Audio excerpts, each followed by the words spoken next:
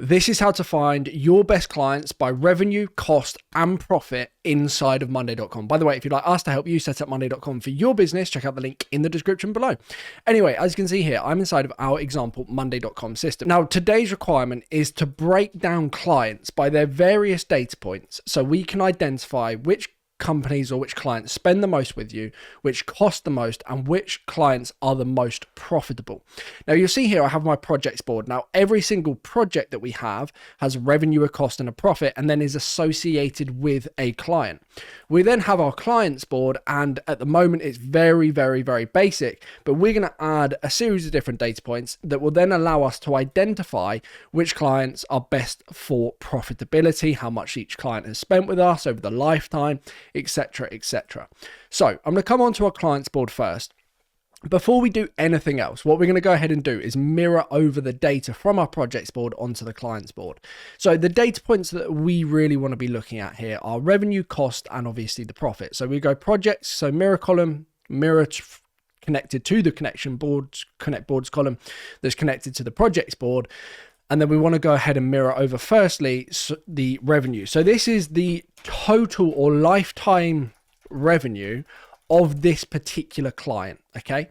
And then we're going to go ahead and add another mirror column, and this mirror column is going to be our probably be our cost. So this is lifetime cost.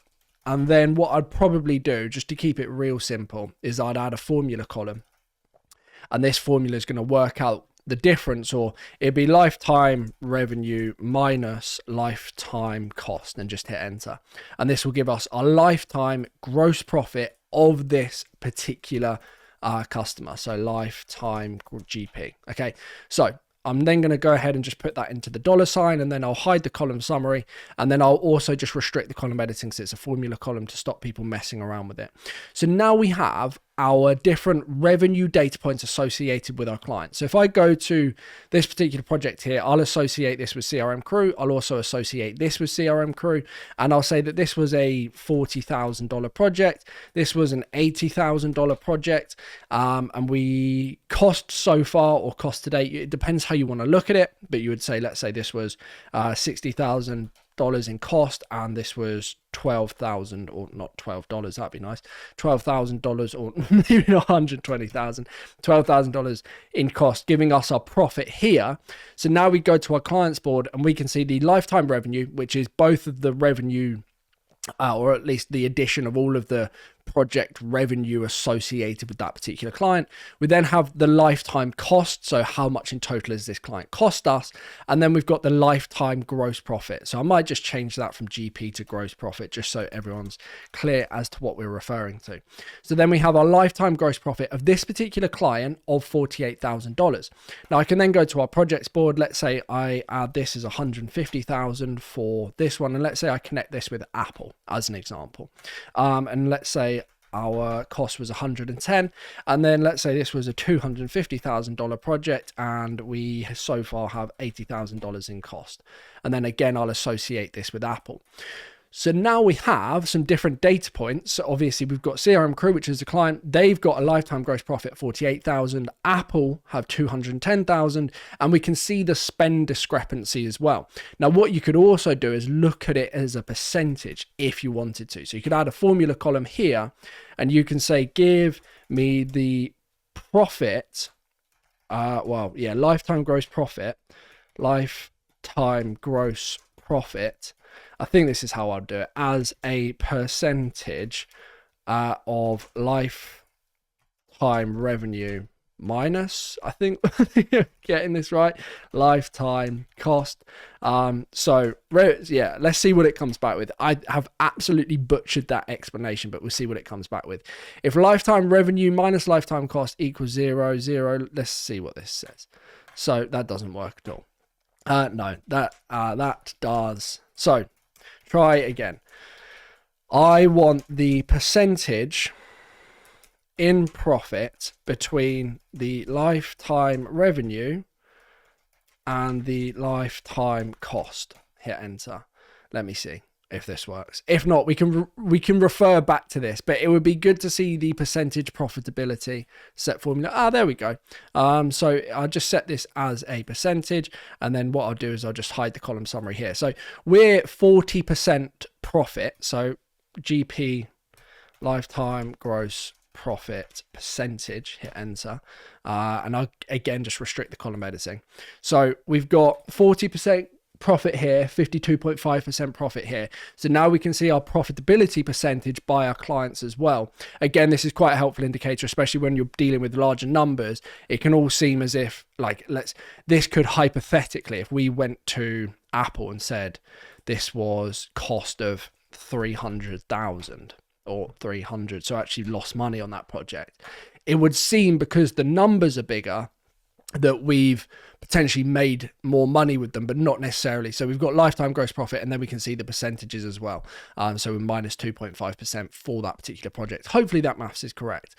But what we're looking to do today is now report on various different data points that we can track in association with a client to work out which clients are more likely to be better performers by gross profit and gross profit percentage, and which clients are less likely.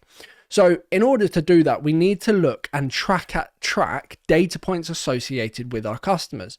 So a few examples, if we add a status, it might be industry. So if the industry is finance, then it might be slightly different in profitability to, let's say, manufacturing finance. So we'll add a few different labels here. Manufacturing, we could go tech, we could go SaaS. I'm trying to think what else.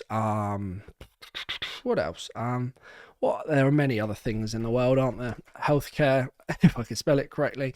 Healthcare, there we go. So you get the idea, right? So this is one data point that we can now track. And if you obviously do work with various different companies in different industries, then that this is a high level. But if you have very specific, so if you work within a niche of a niche of a niche, but you still have data points that differentiate between companies, then again, you can just break it down further. Again, another thing that I might look at as a business is employee size. So I would add another status label, employee size. So we might look at, let's say, how the size of the number of employees, so 1 to 3 employees, and I would try and bracket these as best you can. So I go 1 to 3 and then 4 to 10 employees. You might then go 11 to 20, 11 to 20 employees. We might go 21 to 99 employees, to 99 employees, 100 to 200, 100 to 200 employees, and then we might go 200 plus, just as an example, plus employees, right? So again, we can now break down by the different data points associated with our client record in an attempt to find any correlation between these data points for tracking the lifetime gross profit, or at least which companies or clients that we work with are more likely to have higher lifetime gross profit. What else could we look at? We could look at revenue. So what's the revenue of these companies? So again, I'm just going to add some arbitrary numbers here. So we could go 1M to 10M. I'll add the US dollar here. There we go. And then we go 10 to 20. 10M to 20M, and then so on and so forth. You get the idea, right? I'm not going to go through all of them.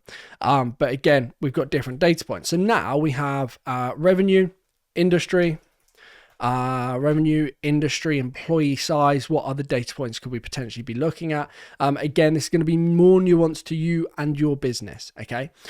So now we have our projects connected to our clients. We've got revenue, lifetime cost, gross profit, and gross profit percentage. And then we have the various different data points. Let's say we're in tech. Apple's also in tech, I guess. I might put us in just some random things. Manufacturing. Let's say Microsoft is in healthcare. Employee size is going to vary between companies, 21 to 99, 100 to 200. And then we got 1 to 10, 1 to 10. And then we have 10 to 20 as an example. So now what we can go ahead and do, and this is the crux of the video, is create a dashboard. And I would call this, let's say, client performance. and we can then begin to report on the performance of our clients based on the different data points that we're tracking against them. So if we go to our clients board here and we go to client performance, let's see, and this could just be a basic chart, and this could be revenue or it could be gross profit. Again, it depends how you want to look at it. So gross profit by, and then employee size. Employee size. There we go. Cool. So you could go 3 dotted button settings, and now we can just start breaking down these data points into visual and easily digestible ways of reviewing the information that we have. So x-axis in this instance is going to be the employee size. And then the y-axis in this instance is going to be the lifetime gross profit. So I can see now, and this is quite interesting already, by employee size, 11 to 20 employees we've made on, and then if we go 3 dotted button settings, we can either look at total profit on the y-axis, or we can look at an average. So what's our average profit across this employee size group? So you could, let's say, have this as a gross profit average by employee size. If I can spell that correctly, it doesn't appear I have. So gross profit average by employee size. And then what you could literally do is just duplicate this. And then you could go gross profit total by employee size. So 3 dotted button settings, and then y-axis would be the sum as opposed to the average there. So now we can see the gross profit by our different employee sizes. So what I'll do is I'm just going to associate some projects with Microsoft as well, just because I think he's probably feeling a bit left out. So we've got 500,000 in revenue. We've got 380,000 in cost, giving us 120,000 profit. For Microsoft, we go to client performance. Now you can see how that data then begins to change. I don't know why it's not showing the averages though. I think it's because if we look at industry, they're all different. If I then change this industry to tech as well, that's then gonna was it employee size that we were dealing with? 1 to 10, 1 to 10. Oh, sorry, they are different. So 11 to 20, 11 to 20. So now we can get an average here. So you can see the average difference. That's the average, and that's the total gross profit by employee size. Now you can then begin to literally do this for everything else as well. So you've got industry and we have revenue as well. So we've already done employee size. So I just move that across here, and then we can look at industry. So if we go ahead and add another widget and we go gross profit average by industry, and then again 3 dotted button settings, x-axis being our industry here, and then our y-axis being the lifetime gross profit. There we go. And then in this case, it's just going to be the sum of, so we don't really need to worry about anything else. And then we could go ahead and just duplicate this, and then we go gross profit total by industry, and then go 3 dotted button settings. And then all we're doing in this instance is just changing our y-axis from, well, I think this is sum. Is this one, maybe I forgot to switch to average. So y-axis needs to be average here. So you can see how that then looks different. Gross profit average by industry, I can see that on average, $48,000 average for manufacturing, whereas the total for this is 48 versus 110. So I mean, what are we learning from this is we can look at and say, well, quite evidently the lifetime gross profit, both as an average and a total, is better for 100 to 200 employee businesses. We can also see that as a total and also an average, we're performing better in the tech industry for gross profit as well. I think average is probably quite important, but also total as well. You can also then look at percentages, which I will come on to in a moment's time. So we've then got, what else? Just take one more data point, would be the revenue. Okay, so we've not really touched that yet. So then we go client performance, add widget, and then in this case it would be gross profit average by revenue, and then 3 dotted buttons settings, and then our x-axis again is just going to be the revenue, our y-axis is going to be the lifetime gross profit, and then in this case it's going to be the average. So gross profit average by revenue. And then what I'll do is I'll add another widget again. You will not be able to see that, so I'll move this over here, and then it'll be gross profit total by revenue. 3 dotted button settings, and then we can go to well, actually what we should have done really is just duplicate that. Would have saved us a lot of time. So I just duplicate that quickly, move that across, and then change this from average to a total. So gross profit total by revenue, 3 dotted button. Settings, our y-axis is going to be the sum as opposed to the average. Okay, so now we can see our gross profit total by revenue is 120,000 in the 10 to 20 million range for our clients, and we can see the average as well. It's very evident here that our gross profit is massively outperforming on the 10 to 20 million than it is to the 1 to 10 million. So again, very helpful data points to track. What we can also then look at, and this is just more general data, okay, so we could look at, let's say, average gross profit by all of our customers. So we go settings, and then we go lifetime gross profit, one by one, lifetime gross profit, customize, currency would be in the dollar, whatever currency you're using, average, manual, 2 decimal places. So now I can see across all of our customers, our average gross profit is $52,666.67. I can then go ahead, add another numbers column, and this would be our average gross profit percentage. So again, very helpful. 3 dotted button. Settings, I could go and select lifetime gross profit percentage, customize, average, manual. You could just do, let's say, 1 decimal place and add the percentage here and then put that on the right. So now I know our average gross profit percentage across all of our clients is 20.5%.